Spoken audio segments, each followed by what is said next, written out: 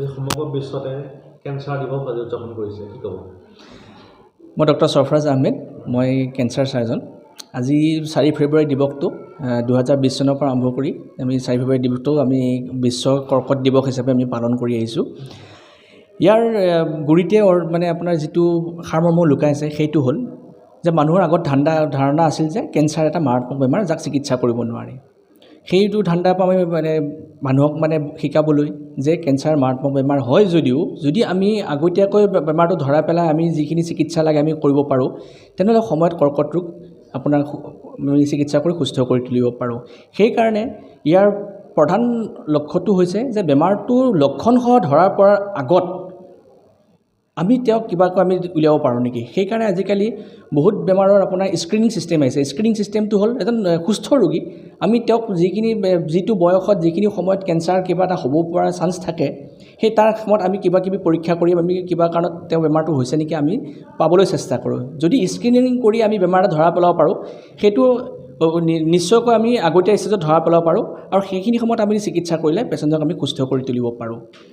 বৰ্তমান সময়ত কেঞ্চাৰ বুলি ক'লে বহুতে ভয় কৰে আৰু ক'ত দেখোন কি দেখোন এটা মানে শংকাত ভোগে, কি ক'ব?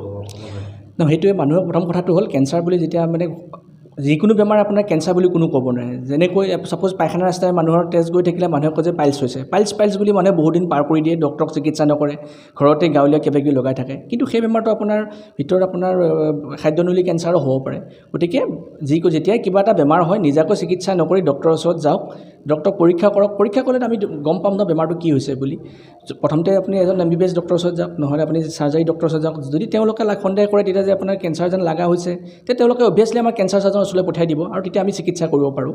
গতিকে আপুনি ঘৰত বহি নাথাকিব, যদি আপোনালোকৰ কিবা লক্ষণ তেনেকুৱা হৈছে গতিকে সোনকালে আপোনালোকে ডক্তৰক দেখাওক আৰু সেইমতে আপোনালোকে চিকিৎসা কৰক। সেইটোৱে মোৰ অসমৰ বিভিন্ন প্ৰান্তত আপুনি ঘূৰি ফুৰে, স্বাস্থ্য সেৱা শিবিৰ পাতে, কি ক'ব? বৰ্তমান সময়ত কৰ্কট ৰোগটো যে অসমতো কি ক'ব? কৰ্কট ৰোগটো আমাৰ মানুহে কয় যে বৰ্তমান কৰ্কট ৰোগ বাঢ়িছে, কিন্তু বাঢ়া নাই। আজিৰ যুগত কি হৈছে, আমাৰ যিবোৰ মানে লেবৰেটৰী ওলাইছে, CT স্কেন, এক্সৰে, MRI, আমাৰ এইবোৰ তাৰমানে কি হৈছে বেমাৰটো আমি ধৰা পেলাবলৈ সক্ষম হৈছোঁ। আগৰ দিনত মানুহ এনেকুৱা হয় যে মানুহটো নাখায় খিনাই মৰি গ'ল, কাৰণ তেওঁৰ হয়তো থাকিব পাৰে কিন্তু ধৰা নপৰে বেমাৰটো। কিন্তু আজি আমি পৰীক্ষা পাতি কৰিছোঁ কাৰণে বেমাৰ ধৰা পৰিছে।